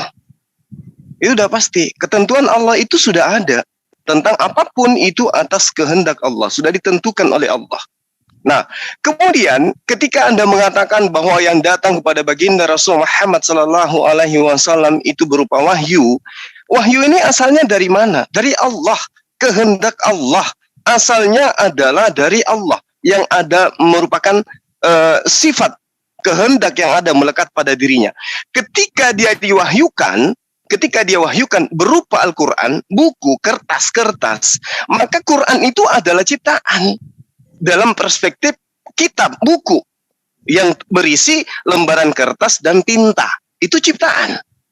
Tapi yang dimaksud daripada kalam yang ada pada diri Allah adalah sifat. Ini sederhana sekali sebenarnya untuk memahami bahwa ketika Allah mengatakan ketika Allah mengatakan tentang sesuatu, maka kemampuan Allah mengatakan sesuatu itulah yang disebut dengan sifat kalam. Nah, bagaimana dengan Nabi Isa alaihissalam? Ya kita lihat aja, Nabi Isa itu terciptanya kapan? Adanya kapan dia? Makanya diterangkan di dalam Al-Quran seperti yang saya katakan tadi, semisal penciptaan Adam, Isa itu sama seperti penciptaan Adam. Seperti dia dicipta. Menjadi sesuatu yang tidak ada menjadi ada.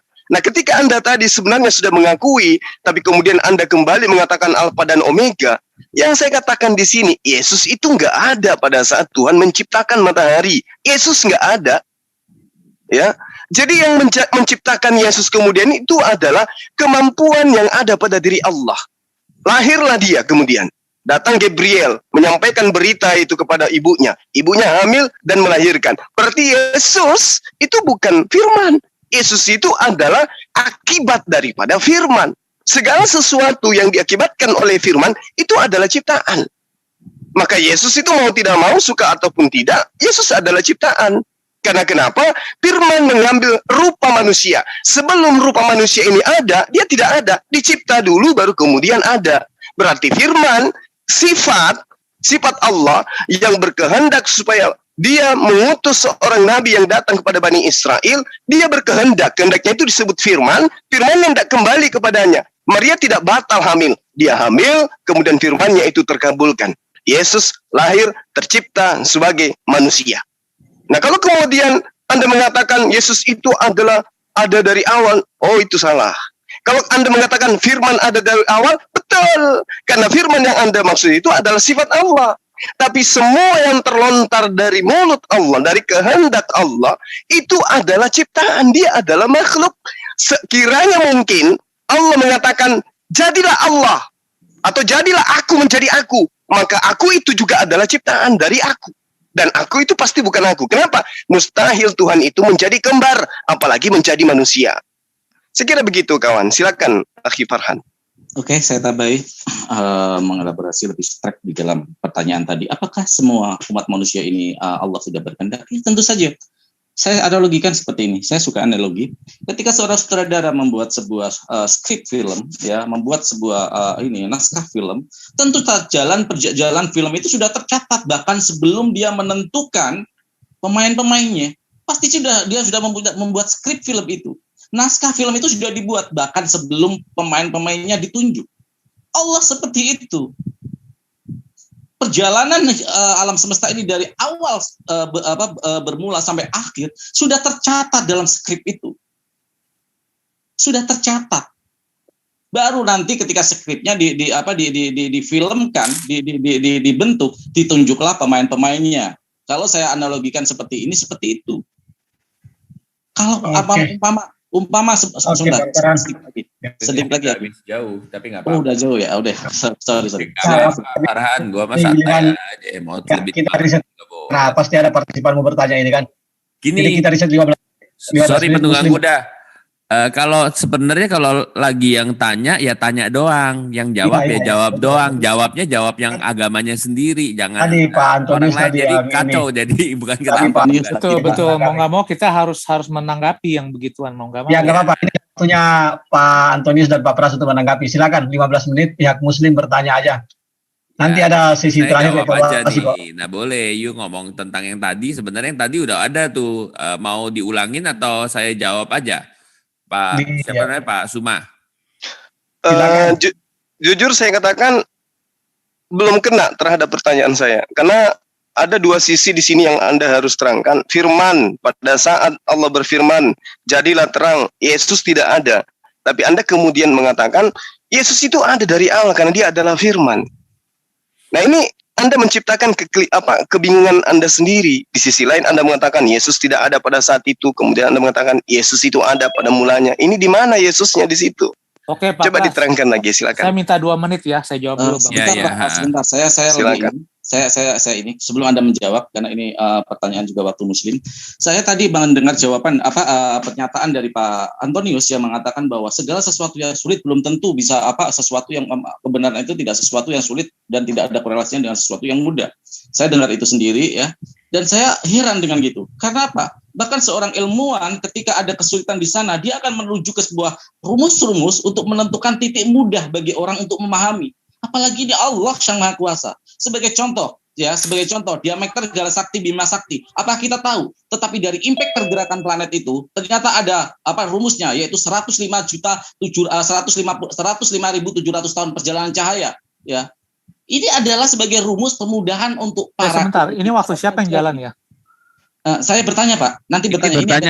Ini dia bertanya. Biarin ini aja. ada 15 menit. Iya, saya bertanya. Kita sudah ini jawab terus gitu. Jawab terus. Ya. Ini pertanyaan soalnya. Nah, Oke. kalau seperti ini, contoh jarak matahari dan bumi adalah 150 juta kilometer. Di sana untuk mempermudah, ada satuan yang namanya satuan astronomi. Yaitu berapa satuan astronomi? Satuan astronomi adalah jarak antara bumi dan matahari 150 juta itu ditempuh dalam waktu 8 menit perjalanan cahaya. Artinya di sini, Pak, ilmuwan bisa menemukan titik sulit untuk kita memahami alam semesta ini dan untuk memudahkan kita memahami alam semesta ini. Ini manusia loh, mempermudah kita diterima secara akal bagaimana alam semesta ini. Bagaimana Allah yang nuzul ke bumi seperti kepada Yesus yang kata orang Kristen, tetapi dia mempersulit umatnya. Apakah lebih hebat ilmuwan daripada Yesus? Ya, artinya di sini tidak ada korelasi kemudahan. Betul. Sesuatu yang mudah belum tentu adalah sesuatu yang benar. Sesuatu yang sulit belum tentu sesuatu yang salah. Tetapi jika orang ya yang tidak bisa menarasikan sulit itu menjadi pemikiran yang lebih logik di dalam pemikiran manusia yang kita dikasih akal, neokortek oleh Sang Maha Pencipta, artinya Yesus gagal turun ke bumi untuk memperkenalkan dirinya. Bukankah tujuan Yesus selain menebus dosa adalah memperkenalkan diri? Gagal memperkenalkan diri di situ. Lebih hebat Stephen Hawking seperti itu. Nah, pertanyaan saya, bagaimana Anda menjelaskan tentang firman di dalam 14:24 Yohanes dan Yohanes 17 ayat 8 tadi, bahwa firman itu adalah firman itu sendiri, mengeluarkan firman dan menjalankan firman. Di mana firman yang sesungguhnya, makna dari firman dari agama Anda? Silakan. Oke, saya jawab dulu deh ya. Singkat-singkat aja ya. Iya, langsung TikTok aja jawabnya. Nggak usah singkat juga nggak apa-apa. Ya, oke. Jadi gini, tadi Pak Farhan bilang bahwa manusia itu intinya mempermudah apa yang susah. Itu setuju. Ya, tetapi tidak berarti yang susah itu jadi gini loh. Berarti bahwa yang susah itu tetap jadi sangat mudah begitu. Tidak berarti harus seperti itu. Ya, jadi contohnya ya banyak ilmu-ilmu sains ya, mau itu teori relativitas Einstein, ilmu kalkulus ya yang rumit-rumit ya. Itu bisa manusia akan berusaha membuat itu lebih mudah untuk dipahami, tetapi tetap aja susah gitu loh. Nggak bisa Anda bilang bahwa itu sama dengan pelajaran anak TK.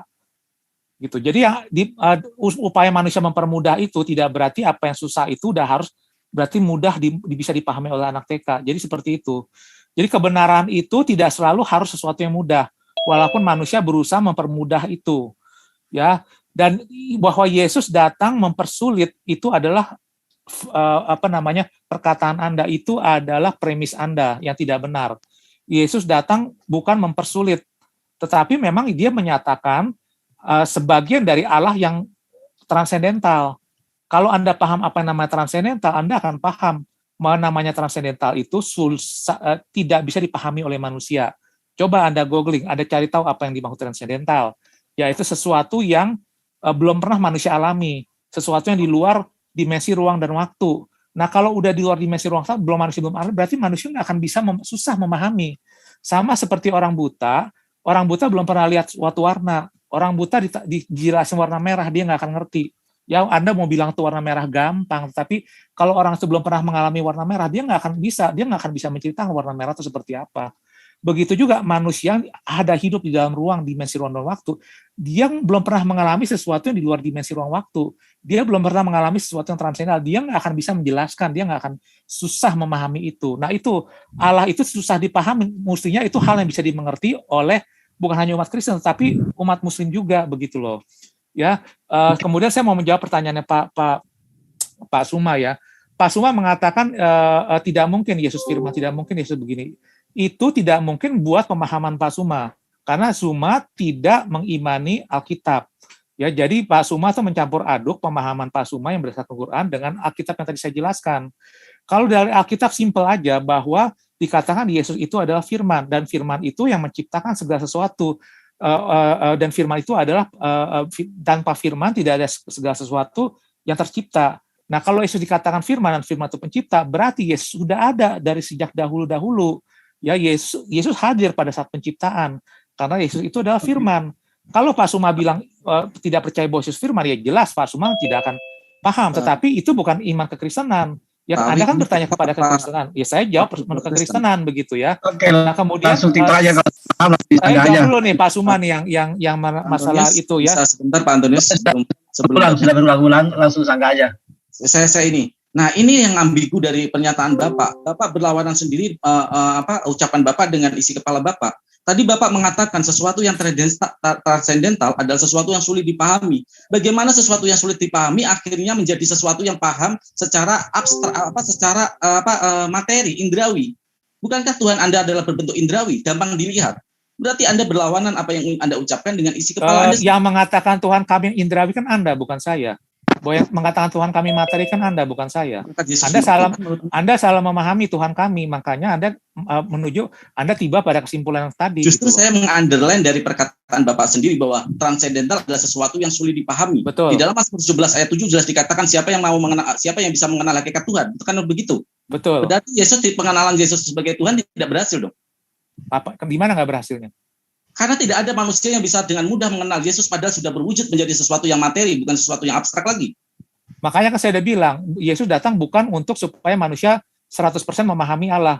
Begitu. Yang bilang bahwa Yesus datang buat saya gampang, dia ada dua natur manusia dan natur Allah, dan kalau itu Anda nggak terima itu yang menjadi susah. Pak Pras itu menjelaskan simplifikasinya.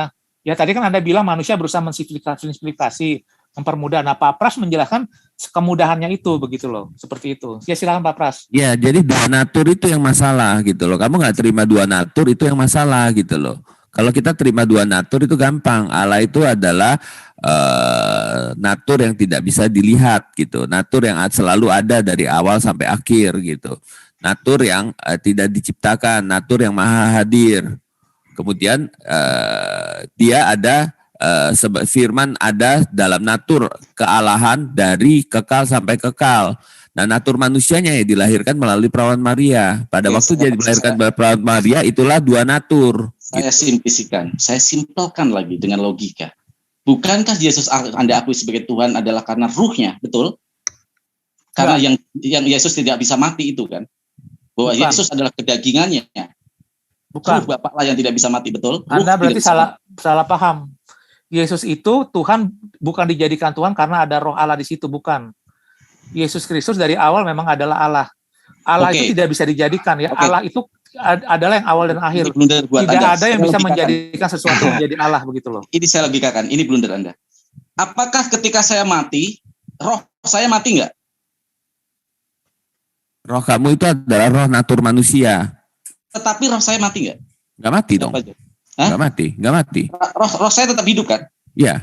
Berarti apa yang dipahamkan oleh Anda bahwa Yesus adalah kedagingan, ruhnya yang dari Bapa itu adalah Tuhan itu sendiri, Tuhan dari awal. Roh saya kira-kira dari siapa? Dari Tuhan bukan?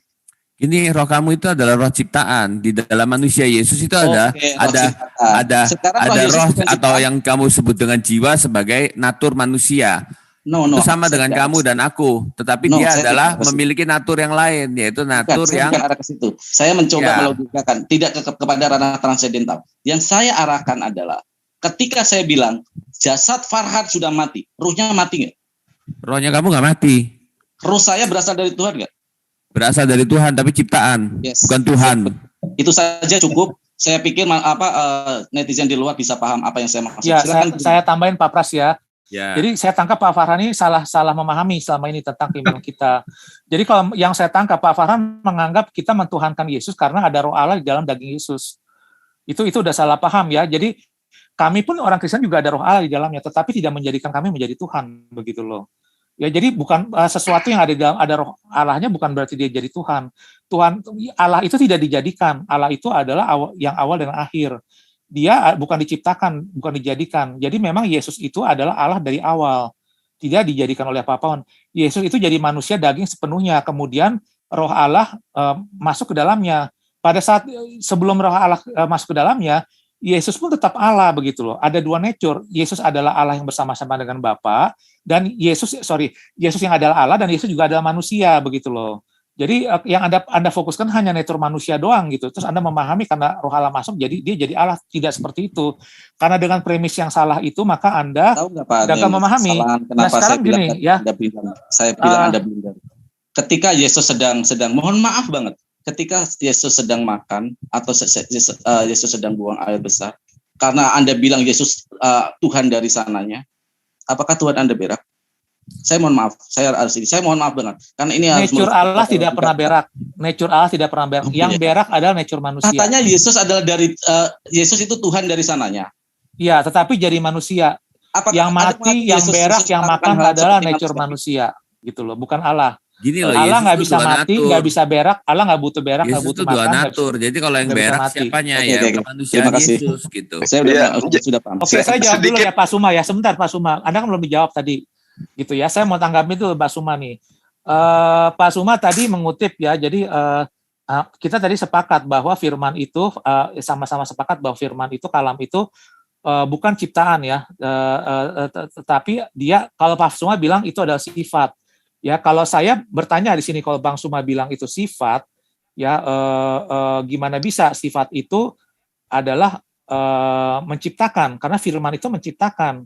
Ya, jadi artinya ada sesuatu yang mestinya lebih dari sifat di sini begitu. Nah, tadi Pak Suma mengutip Quran 4 ayat 171. Di situ dikatakan Suma mengatakan bahwa Yesus adalah kalimat Allah karena diciptakan dengan kalimatnya begitu. Nah, ini yang Pak Suma kutip ini adalah terjemahan.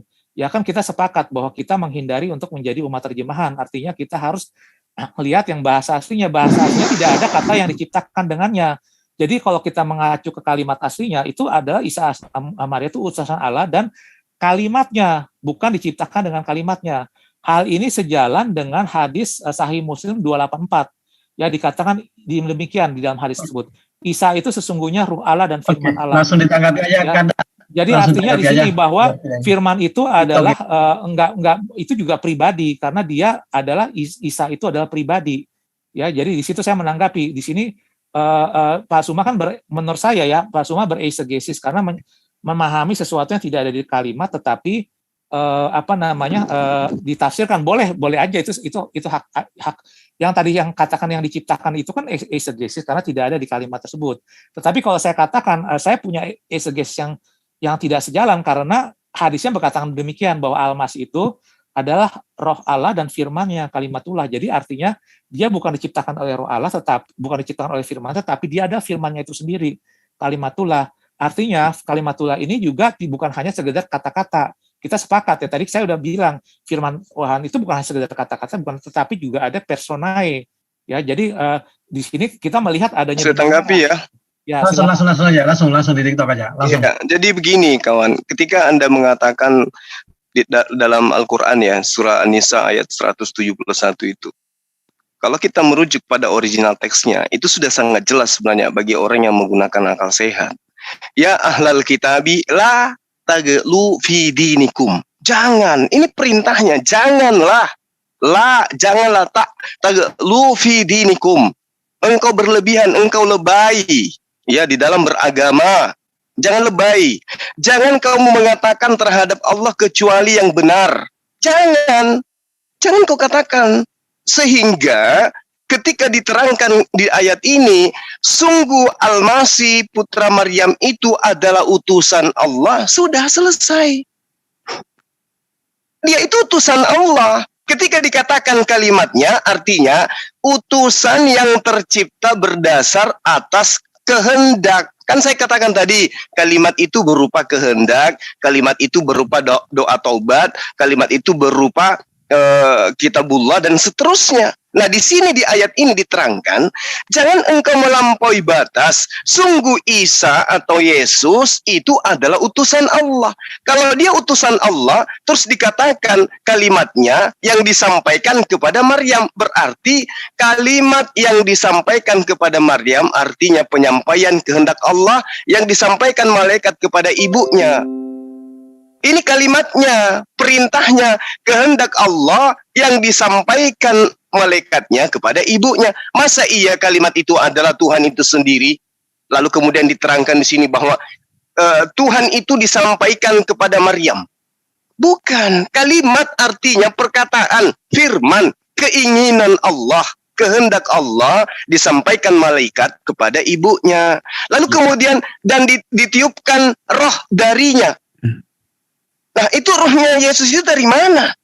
Itu roh dari Allah. Rohnya kita ini roh dari mana? Emang dibuat di pabrik? Enggak. Roh kita ini dari Allah. Kalau kemudian Anda mengatakan, ya ini kan kita ciptaan. Lah, Yesus itu apa bukan ciptaan? Yesus itu ciptaan. Tuhan katanya mengambil rupa manusia. Nah, sebelum mengambil rupa manusia ini belum ada. Kan kita tadi sepakat. Pada saat Allah mengatakan, jadilah terang, Yesus di mana? Belum ada. Yang ada hanya firman. Nah, firman ini kemudian mengambil rupa manusia. Caranya mengambil rupa manusia, ya dicipta dulu. Sesuatu yang tidak ada diciptakan, kemudian ditempati untuk, apa istilahnya itu ya? Rupa manusia ini kemudian kemasukan Tuhan. Mohon maaf kalau saya katakan gitu ya. Bukan, firman itu menjadi manusia. Jadi firman itu menjadi Yesus yang memiliki kemanusiaan gitu loh. Nah, ini dia. Jadi ada dua natur, tadinya satu natur. Artinya ketika Anda mengatakan firman menjadi manusia, berarti Tuhan menjadi manusia. Betul? Gini, kata menjadinya itu bukan nasi jadi bubur, tapi kayak saya menjadi profesor gitu. Ya, jadi bukannya perubahan wujud saya gitu. Iya, sama kayak gini, kayak kalimat. Nah, sekarang apakah Tuhan itu, apakah Tuhan bersama dengan Allah itu adalah Allah, tetapi pada saat dia kalau manusia, nah, oke, kalau Anda mengatakan gitu loh. sedikit, Bang. Kalau Anda mengatakan kalau Anda mengatakan Anda menjadi profesor, pribadi Anda nggak pernah berubah. Emang wujud Anda berubah nggak? Jadi kalam itu punya dua nature ya. Loh, Tadi kalau Anda mau membawa materi itu, ngapain kita dialog? Ngapain kita dialog? Lalu kalau ujung-ujungnya Anda mengatakan Yesus itu dua natur, ngapain kita dialog?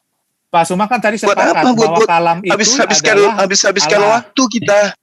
Nah, pada saat kalam itu jadi sesuatu, dia adalah ciptaan gitu. Nah, ini sebenarnya kita sama. Kalam itu adalah Allah. Tapi pada saat dia jadi manusia, manusianya itu adalah manusia ciptaan begitu. Nah, oke, berarti sepakat. Yesus ini adalah ciptaan, udah. Manusianya, ya yang kita sepakati manusia. Nah, memang Yesus manusia. Yesus manusia dan Allah dong. Dia adalah natur. Dia memiliki dua natur. Manusia dan Allah. Gimana ceritanya ya? Loh iya, karena di dalam dialah berdiam secara jasmania seluruh kepenuhan kealahan. Allah itu nggak pernah bisa berubah. Yang Anda mengatakan tadi analoginya, Anda menjadi seorang profesor. Berarti Anda profesor, Anda dokter, Anda dosen, Anda tetap manusia kan? Itu hanya di satu sisi, yaitu kata menjadi tidak merubah sayanya. Jadi kata menjadinya itu tidak merubah kealahannya. Loh, kan tadinya firman. Sekarang begini kawan. Sebelum dia menjadi manusia, firman ini apa? Allah. Manusia. Allah. Firman. Iya, maksud saya, wujud daripada firman ini apa? Wujud dari firman ini apa? Iya, kita sudah sepakat ya kalimatullah itu Allah. Nah, pada saat dia jadi manusia, ya manusianya itu adalah ciptaan. Tetapi kalimatullah-nya itu kan tidak hilang. Tetap ada bersama-sama dengan Allah gitu loh. Nah, kalimat Allah itu kita sebut nature Allah gitu loh. Nature Allah itu tidak hilang, ada nature Allah, nature manusia. Berarti yang ciptaannya di sini adalah sisi kemanusiaan Yesus. Iya, kemanusiaannya betul. Nah, bagaimana dengan saya? Zuma, sisi kemanusiaan saya ini ciptaan, betul? Semuanya ciptaan, semuanya Zuma ciptaan. Roh ini saya juga ciptaan. Iya dong. Oh gitu. Ya. Kalau kalimatullah bukan ciptaan, tetapi pada saat dia jadi manusia. Jadi rohnya Yesus bukan ciptaan. Yesus sebagai kalimatullah itu bukan ciptaan, tetapi Yohanes pada Yesus saat sebagai- nature manusianya Yesus sebagai baru ada kalimatullah. ciptaan gitu loh. Di mana Yesus pernah menjadi kalimatullah? Enggak pernah. Kan dikatakan Yesus adalah Pada kalimatullah. mulanya adalah firman bersama-sama dengan Oh, Allah. kecuali Anda menggunakan Adalah konsep Allah. itu. Ingat, itu belum ada Yesus di situ. Pada saat firman Belum ada adalah kemanusiaan Allah, Yesus, bukan Ya, belum belum. ada di Yesus. situ belum ada Yesus. Nature manusia Bukan belum ada Yesusnya. Yesus, belum ada kemanusiaan Yesus. Pada waktu itu Kalimatulahnya adalah udah firman. Betul, Gitu. betul. Kalimatullohnya tuh udah ada, tetapi kalimatullah yang jadi Iya, kalimat belum. Allah itu ada pada saat Allah itu berfirman, kalimat Allah itu ada, tapi ciptaannya berupa Yesus itu belum ada. Betul. Manusiaannya nature manusia. Yesus. Ya udah. Tadi yang kamu lihat itu adalah Selesai. wujud manusianya. Oke, Yang berbeda itu betul. wujud manusianya, Sepakat nih, Pak natur Suma. manusianya. Yang ada pada masa itu, Stop ya dulu yang nih. tidak ada adalah Yesusnya. Nah, nanti setelah Yesus ada, kemudian Anda mau nobatkan dia sebagai dua Ya, kalau natur, ya kamu itu iman. Itu iman Anda, mengatakan silakan. namanya, iya, tapi kalau pribadinya enggak, pribadinya ada karena Yesus adalah di masa naturnya pertama- manusia dan Allah itu adalah satu pribadi. Jadi pribadinya tetap Oke. ada dari Oh, kekal. jadi Allah pencipta langit dan bumi ini punya pribadi manusia. Bukan pribadi Ini, manusia, natur Lah, manusia. Yesus Anda katakan tadi dua natur. Yesus Bukan dua natur. Ini Pak Suma. Kalau pada Bapak saat- berapa natur dia? Tadi kan Dan Pak Suma bilang, natur Suma bilang Allah, kalimatullah jadi natur anak Yesus. Allah itu menjadi manusia. Oke, sekarang pribadinya Sebentar, Yesus adalah anak memiliki Allah. dua natur. Oke. Sang Bapa berapa natur? Sebentar Pak Pras, saya coba jelasin Suma dulu Tujuh. ya. Tadi kan kita udah sepakat ya, bahwa kalimatullah itu adalah Allah itu sendiri. Sifatullah. Ya, tapi kan kita udah sepakat tadi sifatullah itu adalah Allah itu sendiri. Ya. Pada saat dia jadi manusia, ya pada saat Berarti jadi manusia. kasih juga ini ya, Sebentar, kasih dengar juga dulu. Tuhan ya. Sebentar. Sifat Allah itu tidak Sebentar, pernah sebentar. menjadi manusia. Yang menjadi Sebentar, manusia sebentar. adalah makhluk yang berasal dari Ya, instruksi sebentar. yang Tadi kan melekat Pak- pada diri Allah. Pak Jadi Suma jangan Anda katakan mengatakan sifat Allah menjelma menjadi manusia, bukan. kalimatullah Masa itu iya pada sifat saat- Anda, misalnya gini, Anda adalah penyabar. Masa sifat penyabar Anda menjadi manusia, Enggak, menjadi makanya makhluk dengerin dulu. lain? Enggak. Tadi kan kita sepakat kalimat Kan atas itu dasar dari konsepnya sesuatu. kamu Sebentar, Pak Pras. yang Jadi Iya. sesuatu Dengar itu dulu, ciptaan, dengar gitu dulu. loh. Tolong saya luruskan dulu. Pada saat Saya kalimatullah luruskan. itu jadi suara kamu nggak manusia, kedengeran. Yesus, Saya luruskan. Antonius, Pada suara diri kamu nggak Allah kencang. adalah ada ciptaan, sifat. gitu loh. Disebut Suara kamu sifat nggak kalam. Kalimat Sifat Tullahnya berkata-kata itu pada diri tidak Allah. hilang, gitu loh. Kalimat Suaranya Tullahnya itu ketutup, tetap Allah. suara kamu ketutup. Suara saya ketutup Pak nggak? Antonius, Pak Antonius. Aduh, gimana sih Antonius, ini? suara kamu ketutup. Oke. Suara kamu kecil. Oke, Pak Pras, Pak Antonius, kita stop dulu. Ini kan saya rasa sudah menyimak juga di luar sana. Iya, Ikhwah, kita lanjut konten berikutnya ya. Aku masuk di sini sekarang. Sudah terlalu lama mereka ini mereka ini bermanuver bebas. Oke deh. Assalamualaikum warahmatullahi wabarakatuh. Lanjut ke yang berikutnya live-nya, Ikhwah.